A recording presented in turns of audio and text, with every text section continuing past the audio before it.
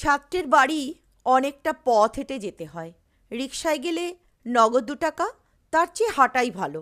ইদানিং বয়স তো আর কম হলো না, হাঁটার গতিও কমে গেছে, চোখের শক্তিও যেন এসেছে অনেকটাই কমে। ছাত্রের বাড়ি সকালের এই পড়ানোটুকু নানান দিক থেকে অর্ধেন্দুবাবুর ভারী প্রিয়। স্বামী স্ত্রী দুজনেই সান্যালবাবুরা ভদ্রলোক। পড়াতে গিয়ে কিছুক্ষণ পরেই ছাত্রের মা ঘরে এসে নিজের হাতে দিয়ে যান সুন্দর কাপ প্লেটে চা, সঙ্গে অত্যন্ত 2খানা বিস্কুট। সারাদিন আর তো খুব একটা চা খাওয়া হয় না। অর্ধেন্দুবাবু নিজের একলা সংসারে চা টাইমের কোনো পাটই রাখেননি। অর্ধেন্দুবাবুর এই ছাত্রটি নিখিলেশ এমনিতে খারাপ নয়, তবে উঠতি বয়স, নানা আকর্ষণ, নানা দুষ্টুমি, দিন দিন বড় অমনোযোগী হয়ে পড়েছে।